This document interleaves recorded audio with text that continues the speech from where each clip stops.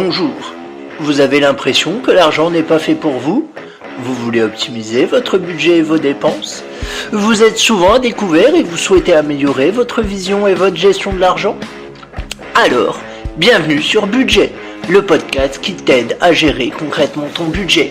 Définition, réflexion, technique, je vais vous donner mes clés pour dépasser vos croyances limitantes liées à l'argent et pour optimiser votre budget. N'hésitez pas à vous abonner et à partager ce podcast. Alors, bonjour à tous. Aujourd'hui, on va voir un grand thème qui est l'argent et le couple. Ah, ça va être un beau podcast parce que j'ai beaucoup de choses à dire et j'ai beaucoup de conseils à vous donner. Alors, on va voir que dans un premier temps, que l'argent est la deuxième cause de séparation des couples. Ensuite, on va voir comment on peut concilier des points de vue différents, notamment sur l'argent, notamment sur les dépenses, etc., etc. Il y a plusieurs solutions qui existent si vous avez des profils différents. Ensuite, on va voir comment gérer les dépenses communes. Et pour finir, on va essayer de voir tout du moins comment construire une vision commune de l'argent.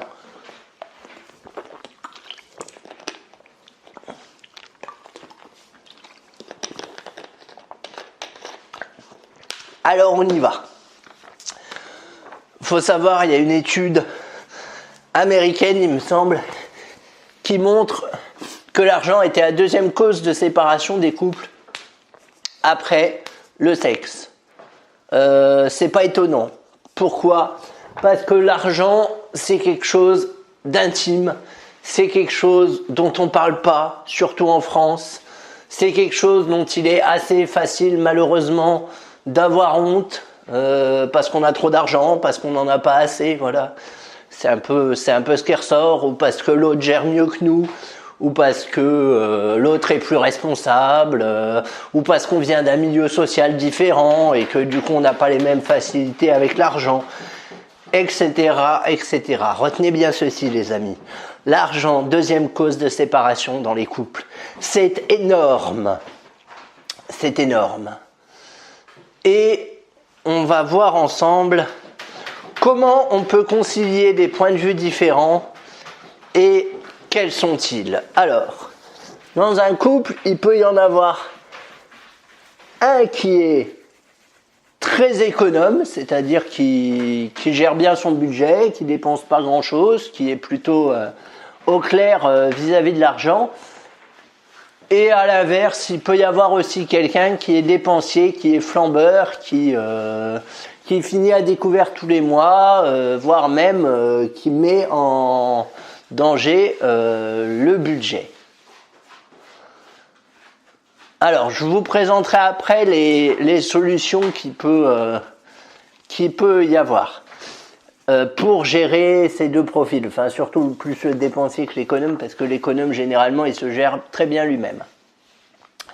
Déjà, dans un premier temps, il y a les choix. Il faut que vous discutiez en couple des choix, de ce que vous voulez faire avec votre argent, de comment vous voulez gérer votre argent. Généralement, les couples détestent parler d'argent parce que c'est le sujet tabou par excellence. Enfin, le sexe étant le premier, l'argent étant le deuxième, je pense. Mais voilà, parce qu'on n'ose pas se dire les choses, parce que ça touche encore une fois à la sphère intime. Voilà, c'est notre gestion de l'argent, c'est bien quelque chose de personnel. Mais il faut arriver à dépasser ce clivage pour littéralement sauver son couple, mine de rien, parce que la thématique est importante. Et j'ai envie de dire, il y a plusieurs méthodes pour ça. Alors, ou vous avez un compte commun, c'est ce que choisissent la plupart des gens. Un compte commun sur lequel toutes les dépenses arrivent et vous faites vos achats avec. Jusque-là, tout va bien, c'est une solution choisie par plusieurs personnes. Alors ça conviendra bien si on a deux personnes qui ont un profil économe, c'est-à-dire qui gèrent bien leur argent. Ma copine et moi, on a un compte commun par exemple. Voilà, ça se passe bien. On a fait le choix de mettre l'argent loisir sur un autre compte, mais ça je vous en parlerai après. Donc le compte commun, il convient aux personnes qui sont alignées, voilà, qui ont vraiment la même façon de gérer leur budget, et voilà, où il n'y aura pas de surprise. Si par contre, il y a une personne qui est économe et l'autre qui est dépensier, là j'aurais tendance à vous proposer d'avoir un compte séparé, c'est-à-dire un compte commun pour les prélèvements, sans carte bleue, comme ça vous n'êtes pas tenté de prendre l'argent qu'il y a dessus, et un compte séparé où chacun gère l'argent qui lui reste après les prélèvements. Donc, je résume parce que c'est peut-être pas très clair. Vous avez votre compte sur lequel tombent les prélèvements. Vous mettez vos 2 salaires dessus, mettons.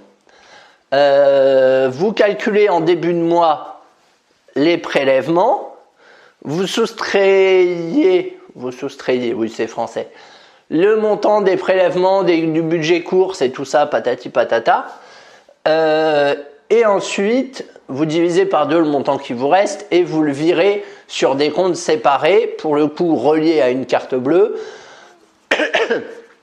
ou relié à une carte bleue, donc ce qui en fait des comptes séparés, c'est-à-dire qu'il y a un compte au nom de monsieur, il y a un compte au nom de madame, ou un compte au nom de madame bis ou de monsieur bis, selon votre situation. Voilà, et comme ça, chacun gère son argent comme il l'entend. Ça peut être, je connais pas mal de gens qui fonctionnent comme ça, parce que bah voilà, ils n'ont pas forcément le même profil, puis ils veulent pas se battre pour dire ah, t'as dépensé ton argent là-dedans, t'aurais pas dû, etc., etc.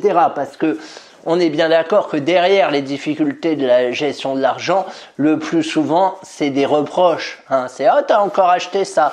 Ah bah madame, elle a encore acheté une paire de chaussures. Ah bah ça m'étonne pas ça. C'est un 15e depuis le début du mois, il n'y a pas un souci quelque part. Ah bah oui, mais toi tu me fais chier avec ton abonnement à Canal+, patati patata. Hein. Bien évidemment, ceci est une pure fiction et n'a jamais existé. Non. Juste au Groenland, on dira. Voilà, mais ça, on sait bien que ça existe, peut-être vous l'avez vécu, peut-être vous le vivez vous-même.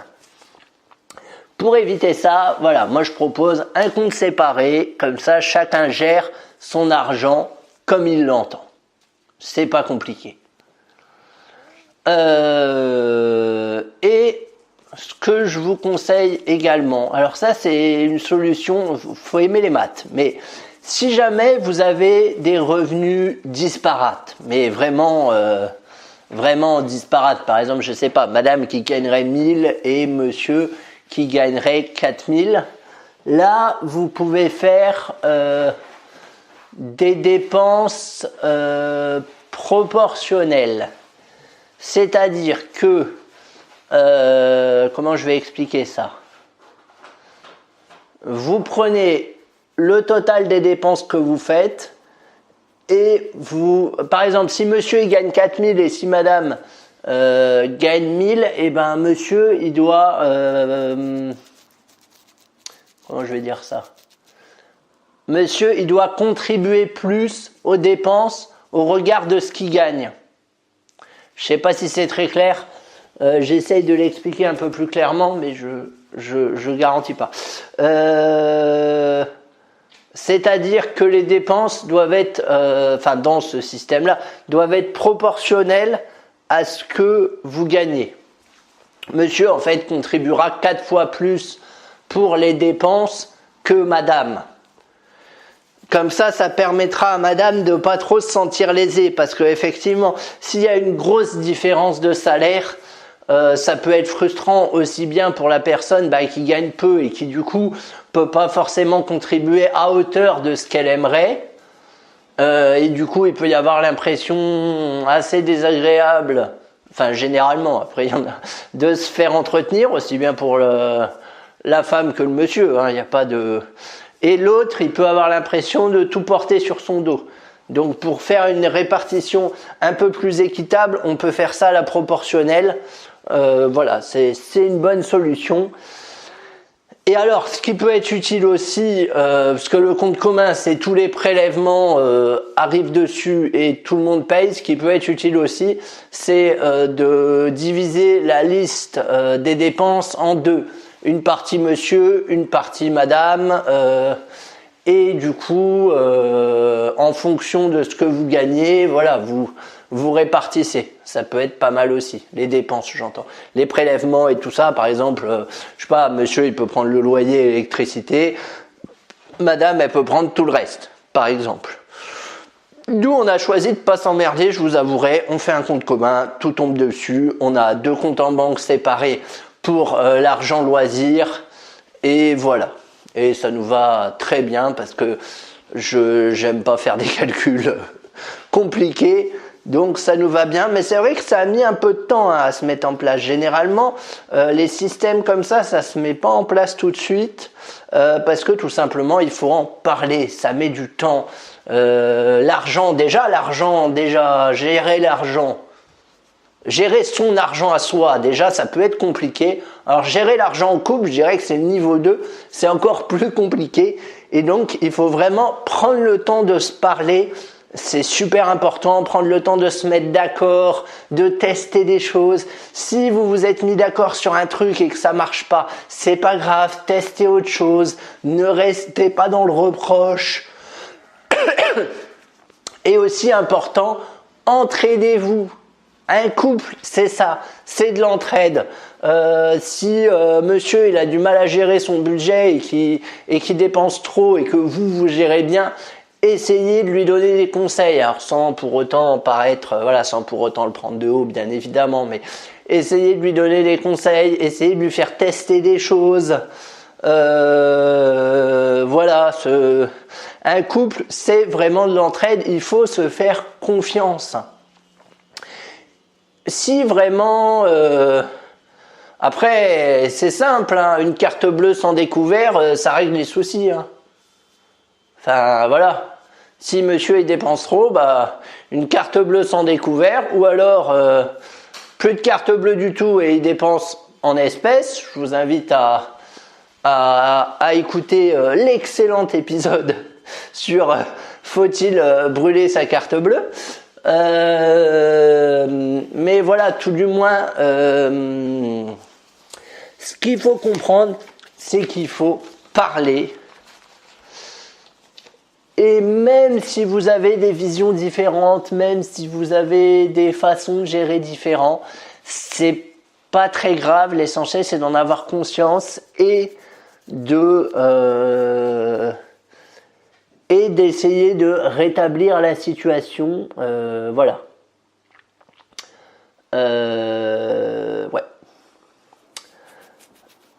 Après, il y a des choses où il va falloir que vous construisiez une vision commune de l'argent.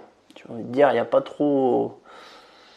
pas trop le choix parce que à un moment, il va falloir que vous vous accordiez sur une même définition de l'argent. C'est-à-dire, qu'est-ce que l'argent? À quoi ça sert? À quoi ça nous sert? Et notamment, si vous voulez mettre en place des projets. Si par exemple, vous voulez avoir un enfant, si par exemple, vous voulez acheter. Voilà, il y a des choses où c'est vraiment des projets de couple, hein, pour le coup. Et pour ces projets-là, c'est important de se mettre d'accord, de voir comment on va financer ça, etc., etc. Et je rajouterais aussi que au quotidien, c'est important de suivre les dépenses. Alors que ce soit sur le compte commun ou sur le compte séparé, peu importe, mais suivez les dépenses. Voilà, généralement, il y a une personne qui peut le faire ou alors vous le faites à deux.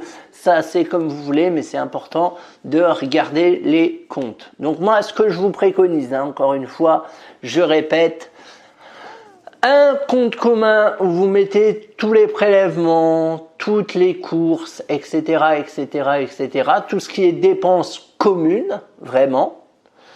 Et ensuite, 2 comptes séparés où vous gérez votre argent à vous. Et normalement, si vous faites comme ça, il n'y aura pas de souci. Voilà. Après, comme je vous l'ai dit, il y a d'autres méthodes qui existent. Compte commun, compte pas commun, l'un qui peut prendre en charge certaines dépenses, l'autre d'autres dépenses. moi j'ai fait le choix avec ma copine de pas fonctionner comme ça, mais si ça